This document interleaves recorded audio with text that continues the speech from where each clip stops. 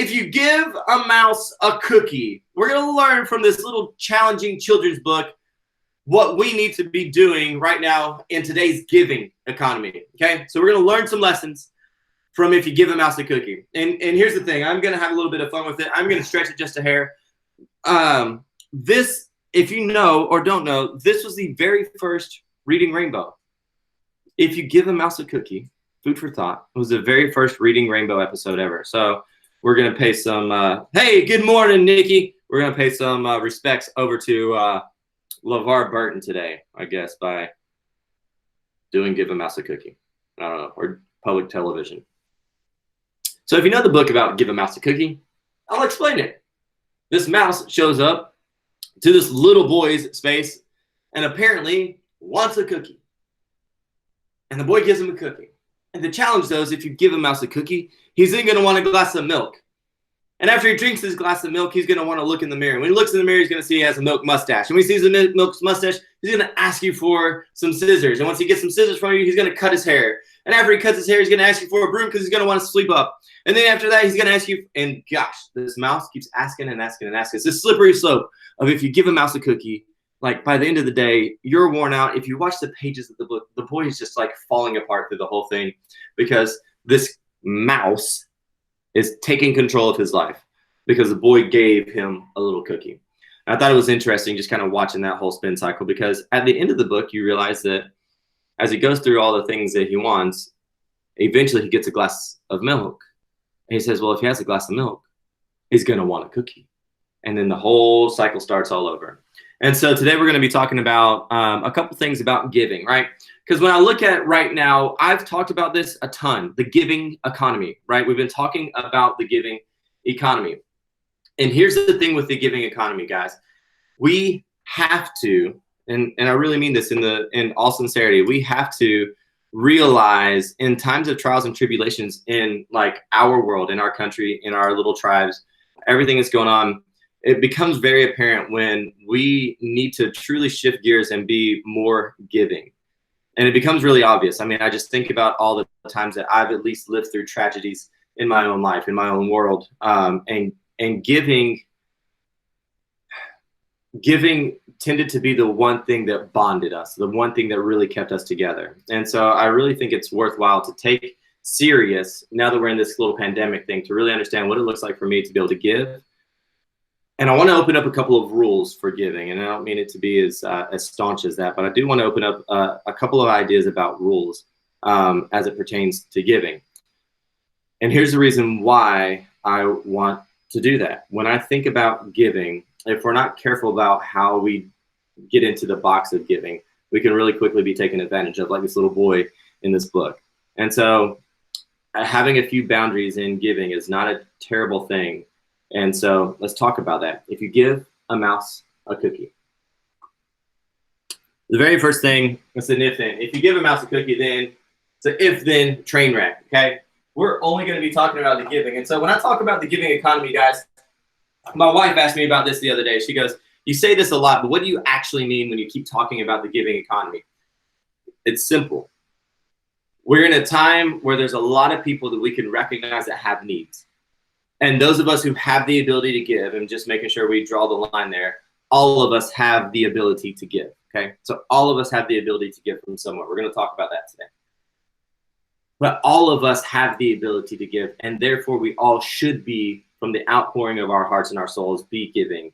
And so it's really interesting. I even think back to one of the biggest tragedies that I've lived through in my world was the bombing of the World Trade Centers, the 9/11 stuff. And it was real interesting being a young man. I was, 19, 20, somewhere around there. I was in college. I was a freshman in college.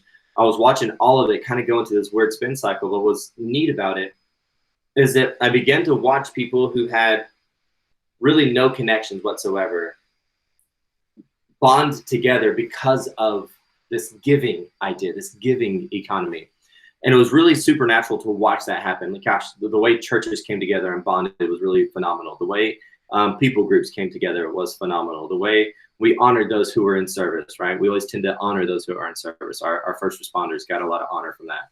I know that there's a lot of challenges that came from that as well, just because there was a dark side to society. But yeah, I'm going to like leave that lane alone for a little bit and just realize that in these times of tragedy, giving tends to be the thing that keeps us sane. All right. There's just something about humanizing the whole challenge of a pandemic by giving.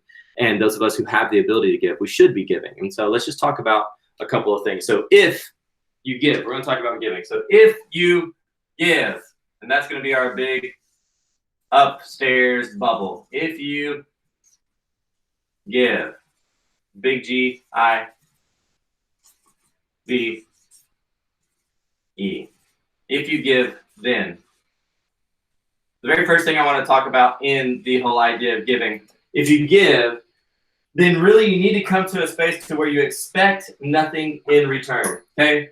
If you give, then expect nothing in return. And I know this goes without saying, and yet we get into this mode of the desire for reciprocation. You know, we want to be able to have this feeling in the idea and in the process of giving. But I'm going to tell you right out of the gate is that you've got to be able to give and you've got to be able to expect nothing. So expect nothing is the very first thing. And again, I don't mean to be cruel in some of the ways I'm going to talk about giving today, because if you know me, I'm a super giver. I probably give too much. There's a boundary that I probably need to set in that. But you've got to be able to expect nothing in return at the end of the day. Okay? So it's going to be expect nothing in return. And that really is something that we have to consciously come into and agree with. We can't get into the idea of giving and then be expecting anything in return. That's a sales pitch, okay? And it becomes real obvious when the sales pitches are out there. So if I give something in expectation for return, then I'm really just in a sales pitch, or I'm politicking. And so in the giving economy, we've got to be able to understand that if we have the ability to give, then we've got to give expecting nothing back in return. And then our feelings are moved out of the bucket of like the giving process, and it can truly be a blessing. I think that's one of the biggest things when I look at giving and I consider giving, is that it's the opportunity for being a blessing to somebody else. And a blessing comes from humility, it comes from love. It comes from a space where we can't expect anything in return. And so when you get into the process of giving, if you give, then expect nothing in return. And that's okay, right? Now, I think there's a little caveat to that, right? To expect nothing into return is also to be able to recognize and to be able to see, for lack of a better term, you really need to understand and see where, Alexa, off. Alexa, somebody turn on my Alexa talking. You really need to understand then that there's a limit. So if you're going to expect nothing in return, that's okay. But you also got to expect and understand where your limitations are. Okay. So there are 100% limitations in our world if we're going to start going into the giving limitations. And limitations are really important. So if I'm going to be a giver, if I'm going to give in this giving economy, I need to be able to expect nothing in return. You see a flabbergasted kid in this book to give a mouse a cookie. And I think part of it is that like he was expecting some things in return. So this mouse turned everything into chaos, and it looked like you can read the face of the kid. He just wanted something else. And so you've got to be able to understand that like you can't expect anything in return. And one of the ways in which we can protect that, there's two ways we protect that. The very first thing is to understand where our own limitations are. So if you're going to give, and you should be giving in this giving economy, right? Expect nothing in return and know where your limitations are. You've got to be able to have some limitations in that. And that's limitations in time, limitation in resources, limitations in money, limitation emotionally, limitations physically, spiritually. There's limitations everywhere. And you've got to be able to recognize your limitations. And I know it sounds, I guess I take out the romanticism of giving to talk about it this way, but if I really understand the capacity that I have to give, I can give, in my opinion, more abundantly from the spaces that I have. Does that make sense? So if I understand where my limitations are, I truly understand how I can give, and I can give more abundantly in those spaces. And so it's not just about, can I check the box of giving? It's no. Can I check the box of giving sacrificially? And the way that I do that is to really understand where my limitations are. I hope this makes sense to you guys, and I hope it's starting to trigger some things in your brain. We're in a giving economy because of this pandemic.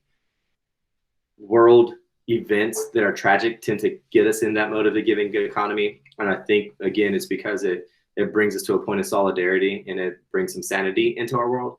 And so I think we do have to give back. So giving back without expectation, so nothing in return, knowing your limitations. And this is going to be a weird one. Where's my brown marker? This is going to be a weird one. I actually was trying to find a billion different ways to write this, but you've got to be able to, I wrote down leeches, but you gotta recognize parasites. I don't mean that to be rude, but that's just my opinion. You can scratch this one if you want. You gotta recognize parasites. Unfortunately, there's a lot of cruel people in the world once we get into the giving economy that want to take advantage of the givers. And there's the reason why I write this one down, and the reason why I want to bring it to light, is that if I give in a space of judgment, right? If I choose to give, I have to give without judgment. And that's just the truth. So if I give the guy who's standing in the corner $1, I don't get to judge what he gets to do with it. I don't even get to say, hey, spend this money in the right way. I don't get to do that. I am just in the space of, I give, I've been called to give, and that's it. I just get the opportunity to give. If I choose not to give, I'm okay with that. I'm okay with that moment of choosing who I do give to and who I don't give to. And so if I can pay attention to the parasites, right? And I don't mean that to be, again, a rude or I don't mean it to sound as gross as it does. And yet, if I want to give, I can't give and then judge in the giving. If I'm going to judge, I better do it on the front end and not give to the people who I don't think will use my gifts right, or that will take advantage of my gifts. And I think that's okay to recognize. I don't know that we should give into those who want to take advantage of us. So that'd probably be a better word than parasite. So don't give into the space of those who want to take advantage of us. And like, gosh, if you give a mouse a cookie, I think it's nuts to sit there and walk through the whole book and go, yeah, this mouse is taking way advantage of this kid. He should stop and go, like, dude, get out of my house. Like, I gave you a cookie, and then you wanted milk, and then you wanted scissors, and then you wanted me to make you a pillow, and then you wanted me to go find you a broom, and then you wanted me to help you sweep you up, then you wanted me to give you a crayon, and then I give you crayons, and I think it's okay in the very beginning to pay attention to those who are going to take advantage of you, and you can choose to not give. Now, I would encourage you to find a way in which you can give, right, to understand where your limitations are, and then that would be okay. But if you ever get to the point where you do give, our ability to continue to allow giving to be a blessing and to stay out of judgment is the way we are allowed to be a blessing, is that it's okay to pick and choose who we give to. It's okay to pick and choose who we give to, as long as we're giving without expectations, that we understand our limitations, okay? And we also have to be able to understand from where we give, right? So if we're really going through this process and thinking through it properly, we're recognizing this so we understand where it gives us the ability to take judgment out of the picture. But then when you get into the idea of where we're giving from, you're giving out of your love, right? You've got to be able to give from your love. I'm gonna say that again. You've got to be able to give from your love.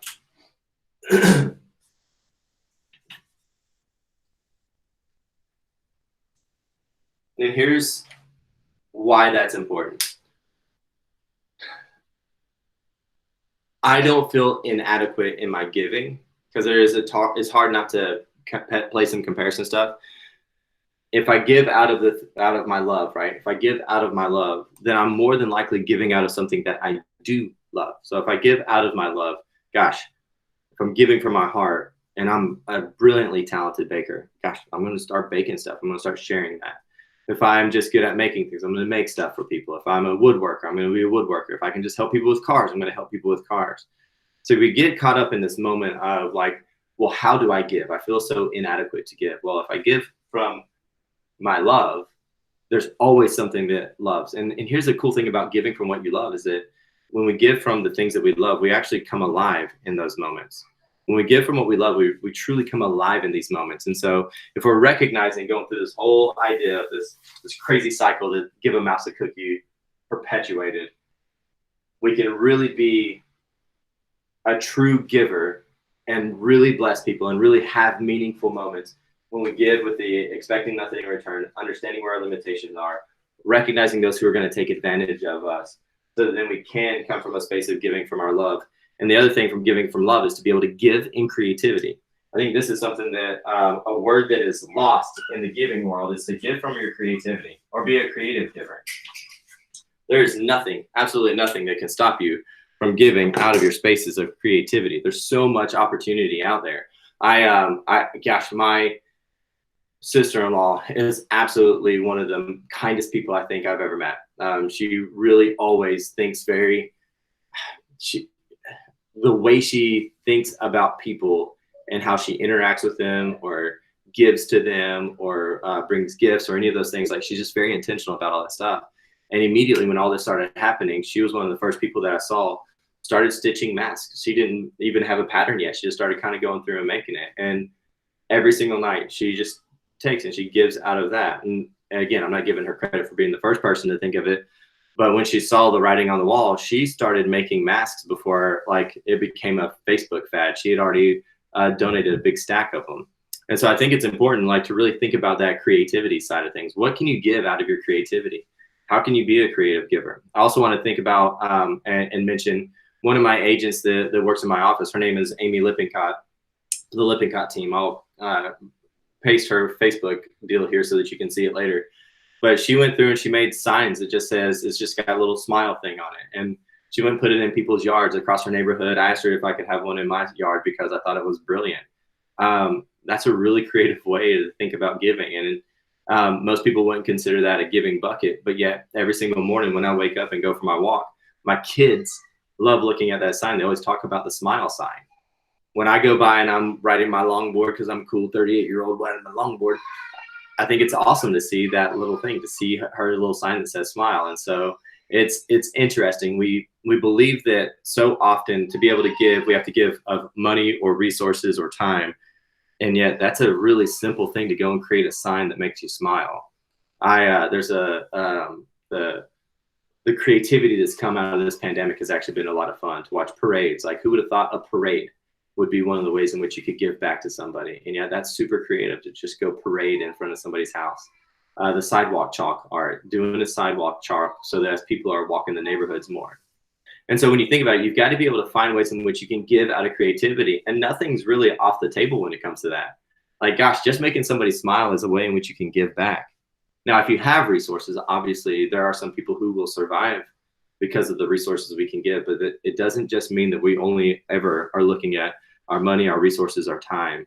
There are ways in which we can do things that can contribute even emotionally to people and give from those spaces. And so when you really consider this like giving economy, and I know I'm repeating myself a lot, but my hope is that it just begins to sink in, is that we have this opportunity to give and to give without expecting return, understand where our limitations are. And when we understand where our limitations are, again, guys, what we're doing is we're able to give more abundantly in the spaces that we can give. When we know our limitations, we can give more abundantly in the spaces that we do have the ability to give. Recognizing those who are going to take advantage of us, that's just our moment to be able to stay out of judgment, and so that then we can give, and it can come from a place of being a true blessing. Giving out of our love, giving in creativity. And the last thing that I would say is that to understand, like, you've got to be a cheerful giver. There's joy in giving. There's sacrifice in giving, but there's joy in giving. And you've got to be a cheerful giver. And I would always ask this: check yourself by a couple of these things as you're building your giving economy, as you're building your wealth in the giving economy. Check yourself off of a couple of these things so that you understand every day I have something to give, right? If we're giving from our creativity, then every single day I have something that I can give. We aren't limited on our ability to give. So every day I have something that I can give. Every day I can find joy in giving. Every day I can find somebody who needs something. There's a Story People. It's a little folklore, folk art guy. And one of the poems that he has is strong is like, oh man, I'm going to butcher this. But essentially he's saying like, when I showed up to help somebody, I realized I was everything that they needed.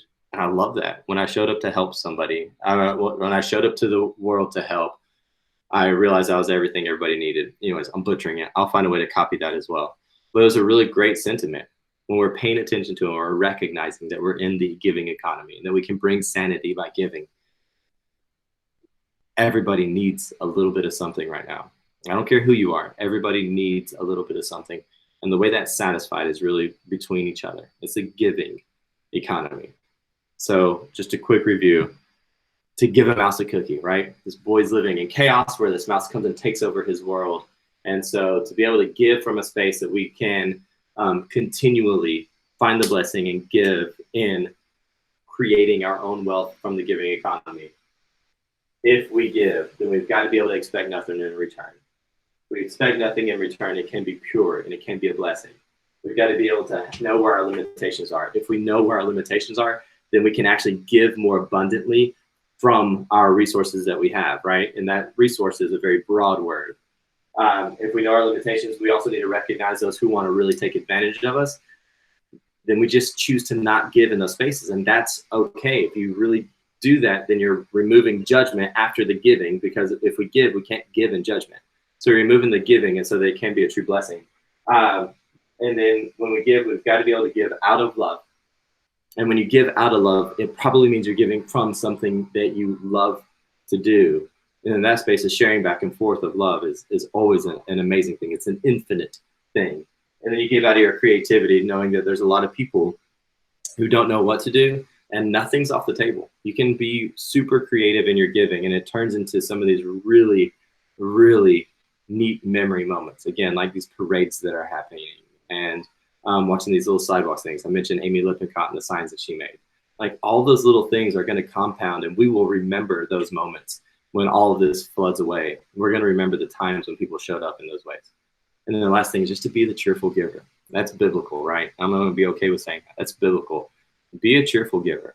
If we really find joy in giving, it is the fuel that keeps us coming back to the giving table. And it's pretty fun to watch that economy explode. I'm hoping that as this continues to last and as continues to drag on, the silver lining is that it caused all of us to think more and more about giving.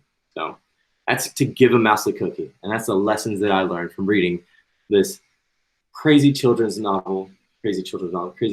story, and what I think we can all take away from it and immediately start putting into our world, so that then we can become givers and really embrace this giving economy. You may well be the blessing that helps some of these people who are going through hard times survive. I know that sounds crazy, but your little moment of giving may very well be the thing that helps people survive. So there is a delay. I'd love to be able to open up if you have any comments or questions or anything. I'd love to be able to talk about that. I'd love to be able to see if y'all have anything to say, anything to add. If not, today is more along the lines of just having a conversation about giving.